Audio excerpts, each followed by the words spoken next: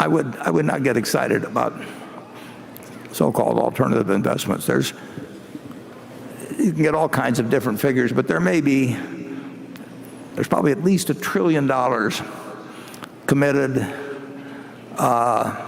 to buying, in effect, buying businesses. And if you figure they're going to leverage them, 2 for 1 on that, you may have $3 trillion of buying power trying to buy businesses in the U.S. market may be something over 30 trillion now, but there's all kinds of businesses that aren't for sale in that thing. So the supply-demand situation for buying businesses privately and leveraging them up has changed dramatically from what it was 10 or 20 years ago. And I'm sure it doesn't happen with your Winnipeg operation, but we have seen a number of proposals from private equity funds where the returns are really not calculated in a manner that, they're not calculated in a manner that I would regard as honest. And so it's not something. If I were running a pension fund, I would be very careful about what was being offered to me.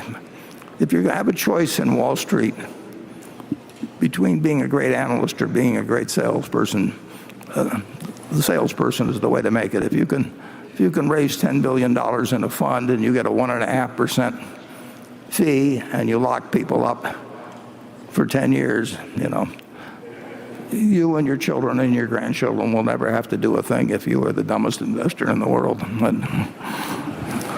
Charlie? Well, I think what we're doing will work more safely than what he's doing, but I wish him well. Yeah, Brent, you sound like a guy that I would hope would be working for a public pension fund, because frankly, most of the institutional funds, we had this terrible right here in Omaha, and you can get a story of what happened with our Omaha Public Schools retirement fund, and they were doing fine, and until the manager started going in a different direction, and the trustees here, they were smarter in Winnipeg than they are here. Yeah, well, that was pretty bad here.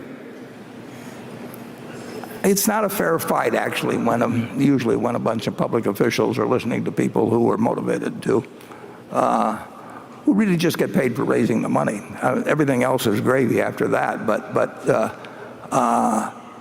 If you run a fund and you get even 1%, of $1 billion, you're getting $10 million a year coming in, and if you've got the money locked up for a long time, it's a very one-sided deal. And I told the story of asking the guy one time in the past, why in the world can you ask for 2 and 20 when you really haven't got any kind of evidence that you are going to do better with the money than you do in an index fund? And he said, well, that's because I can't get 3 and 30. What I don't like about a lot of the pension fund investment is I think they like it because they don't have to mark it down as much as it should be in the middle of the panics. I think that's a silly reason to buy something, because you're given leniency in marking it down. Yeah, and when you commit the money, in the case of private equity often,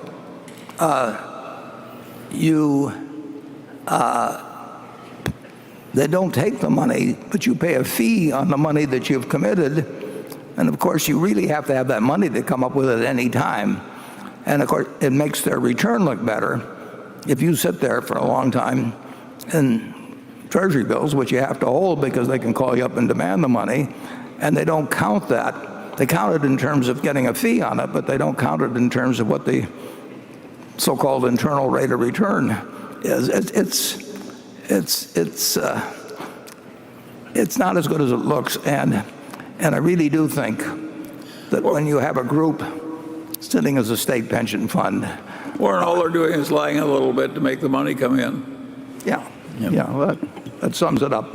This man has this wonderful horse, and it's just a marvelous horse. It's got an easy gait and good looking and everything. It just works wonderfully, but also occasionally just gets so he's dangerous and vicious and causes enormous damage and trouble and breaks arms and legs for his rider and so on. And he goes to the vet and say, what can I do about this horse? And the vet says, that's a very easy problem and I'm glad to help you. He says, what should I do? And the man says, the next time your horse is behaving well, sell it.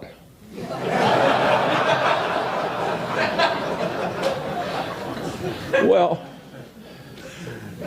think of how immoral that is.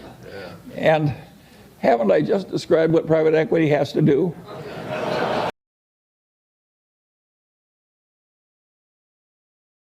워렌 버핏이 PE를 비판하는 핵심은 PE는 복잡한 구조와 불투명한 평가 방식을 이용해 실제보다 수익률을 부풀리거나 위험을 축소할 수 있습니다.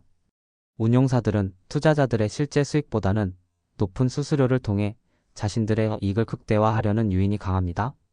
문제가 있는 자산을 일시적으로 좋아 보이게 포장하여 다른 투자자에게 떠넘기는 행태는 기만적일 수 있습니다.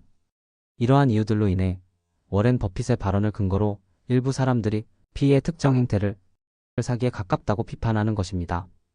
다만 버핏이 모든 PE를 사기라고 단정하는 것은 아니며 주로 그 운용 방식과 보수 체계의 문제점, 그리고 이로 인해 발생할 수 있는 투자자 기만 가능성을 경고합니다.